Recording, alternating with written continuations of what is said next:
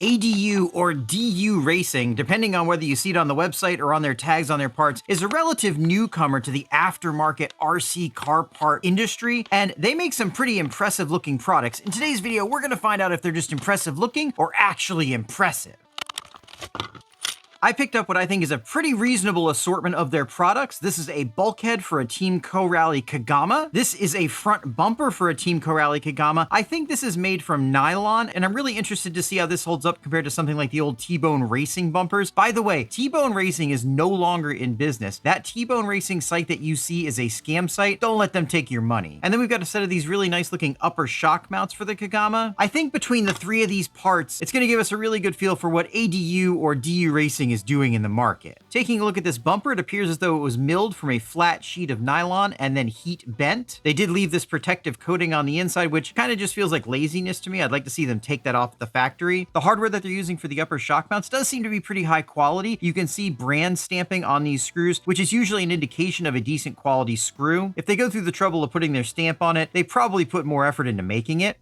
These standoffs also seem to be very well machined. I don't see any blemishes on these, and they look really nice. And finally, these steel washers, while they are just plain steel washers, do appear to be fairly high quality. When you have cheap steel washers, you'll notice there'll be a lot of flashing on them, and sometimes they won't even be flat. These look good and consistent. Of course, we're not going to know how well these actually work until we get them on the car, which we'll be doing here in just a few minutes. And then finally, we have this bulkhead. Bulkheads are really difficult to make properly, as they have to meet a lot of really specific tolerances in order to work properly, and they need to be durable in order to even be an upgrade from the stock bulkheads. These bulkheads are supposedly made out of 7075 aluminum. Unfortunately, without some sort of serious materials analysis, there's not a good way to determine whether or not that's the case. I have tried using hydrochloric acid before, and it doesn't really seem to work like they say it should, so we'll just have to take their word for it. That being said, the machining on this does look very nice, and the parts fit together very well with only minimal play. I also like to see that they didn't leave any gaps back here. There's another brand that leaves holes in this cover that can allow dirt to get in. These bearings are sealed bearings. They aren't branded, but they do look pretty nice. One thing I will note is that this comes with two different lengths of screws for this cover, which seems completely unnecessary because the screws will fit in either hole, and it's just complication that doesn't need to be there. All right, guys, enough talk. Let's get these parts installed. First thing we need to do is get this bulkhead installed. Let's go ahead and strip this front end down, get this in there.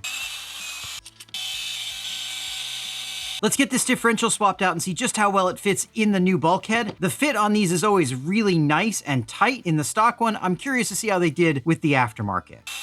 As you can see, they did add a couple of extra screws here to the differential cover. That should make things even stronger than just upgrading to aluminum. And you can see the nice machined spiral bevel gears that they include on this Kagama from the factory, as well as shims for the bearings. Now for the moment of truth, how does it all fit in the bulkhead? That feels good so far. Got a little bit of side-to-side play even with the shims in there. However, it feels nice and snug on the gear without any binding, so I think that's actually going to be pretty good.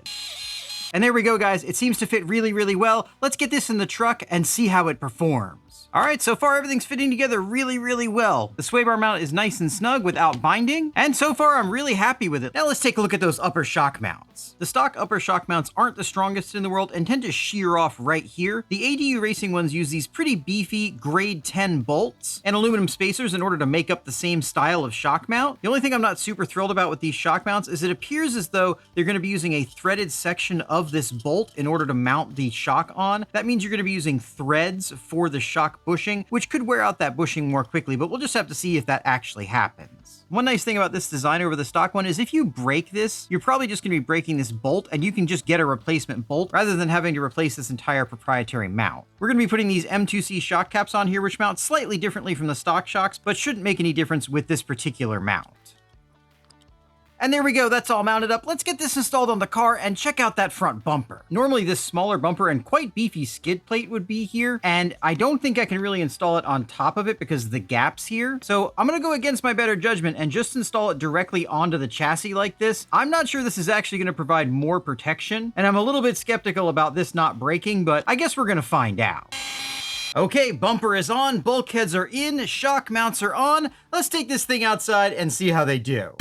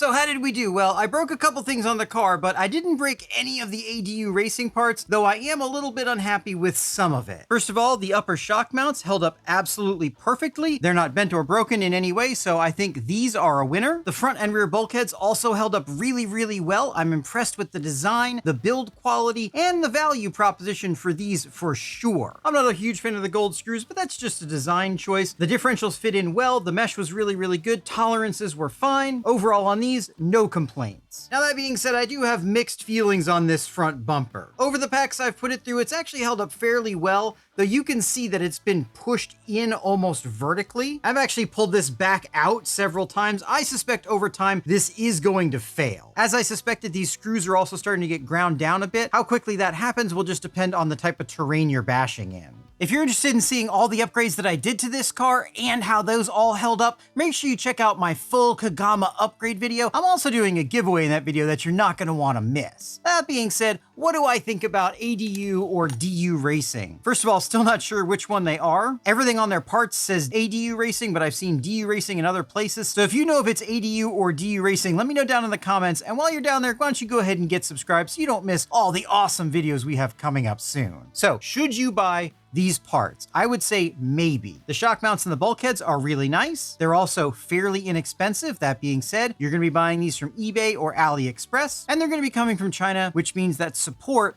might not be what you hope it's going to be. I did contact them through AliExpress and they did respond, which means that there is someone there. However, if you actually have a warranty issue, I don't know how that's going to go. With companies like M2C Racing, you're going to be spending more money for your parts, but you're going to be getting them from a company in the United States, and their support is pretty good. Again, whether or not that's important is up to you, although I am curious to see if it is important. So let me know down in the comments if price is the most important thing or where it's made and the type of support you'll get is more important. Personally, I'll probably be buying some more parts from these guys, but I'll also be sticking with M2C Racing for a lot of my upgrades. Now, speaking of sticking around, why don't you check out one of these videos?